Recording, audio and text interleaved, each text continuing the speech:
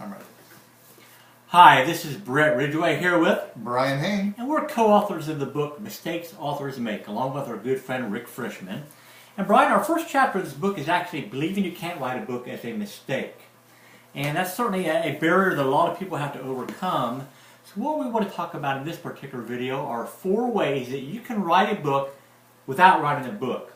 And remember, what you want to be is the author of a book. You don't necessarily have to be the writer of the book. So let's dive into these 4 ways right straight off, Brian. Sure. Well, the first way is talking your book. And basically, it's kind of what it sounds like. You need to sit down with either a tape recorder or a video camera or whatever it may be and just start talking. And in fact, this is how we started off with our book. Brett and myself and our co-author Rick Frischman all jumped on a phone call. It was either a phone call or a webinar, I can't remember which now. And we just hit record and we just started everybody sharing all the ideas that we had for mistakes that we've seen authors make over our, I don't know how many years we've all been in the business now, collectively 50, 60 years. Yep. So we just started listing all the different mistakes and problems we've seen and little anecdotes or stories that we had about given problems and how do you overcome them. And what was nice about doing that together in a group setting was that as I may come up with an idea, that may prompt Rick or Brett to come up with another one, and then that could prompt the other 2 of us, and it just kept going and really building on each other. And so we actually, I think our first call was probably 2 or 3 hours. Probably, yeah. And from there we actually just went and got it transcribed and then started editing it, massaging it, and seeing what sections made sense. But it was a great way to really get that ball rolling and really get the juices flowing. Now, a different slant on that slightly is to basically have somebody interview you, so you can prepare questions in advance of the things you'd like to cover in your book, even organize it in a logical manner, and then just have somebody record an interview with you that then again can be transcribed later. We'll need some editing and rewriting to be, in a book format, so to speak. But again, have somebody interview you to get the content initially on paper, so to speak, that you can turn into a book.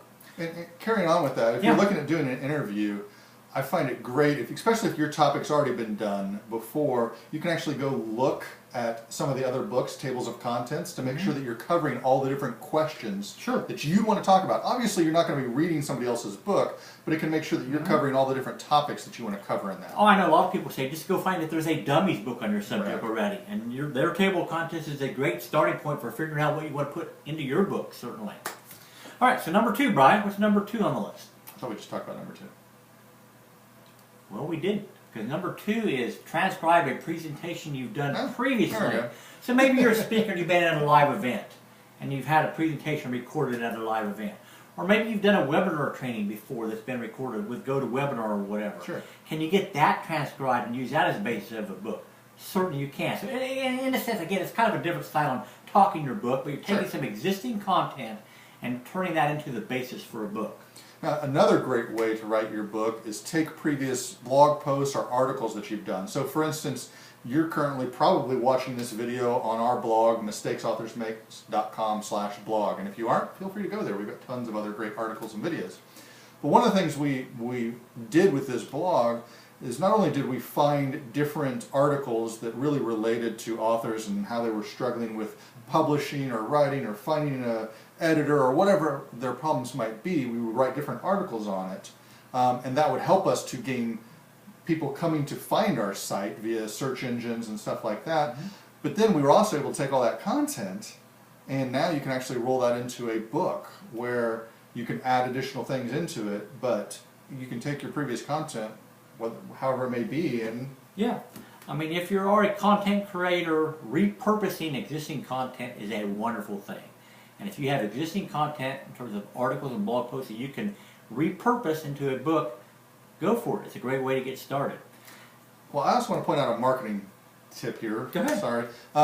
You can actually take things from your book that you've already written and repurpose them into articles in order to create other marketing material out there too. So it's a two-way street, this repurposing aspect. All right, so number 4 on our list, and there's probably 5, 6, and 7, but number 4 right now is actually hire a ghostwriter. There are professionals out there that will write your book for you.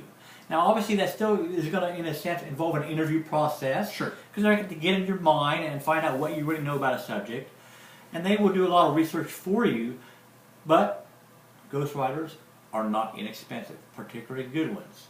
Yeah. So, And they specialize in different areas. Sure. So make sure you find the right one for your topic and your industry. you need to do your due diligence without a doubt. But there are ghostwriters out there who will write your book for you. And certainly some of the best known books in the marketplace Yeah. were not written by the author. They were written by a ghostwriter. So it's certainly a viable method if you don't have the time whatsoever to write your own book, or you just have a big bank account and you'd rather pay somebody else to do it for you. Sure. So those, again, are 4 ways to write your book without writing your book. Talk your book, transcribe presentations that you've done previously, maybe find and repurpose some articles or blog posts that you've done, and then number 4, hire a ghostwriter. Well, we hope you found this video very helpful, and we also would welcome you to look all around our blog at all the other videos and articles that we have that may help you along your journey of writing and selling your books. And our blog is at mistakesauthors.com/blog, and you can also go straight below here and enter your name and email to sign up for our latest offer and to stay in touch with us. So please do. So everybody, thanks for joining us today, and have a great one.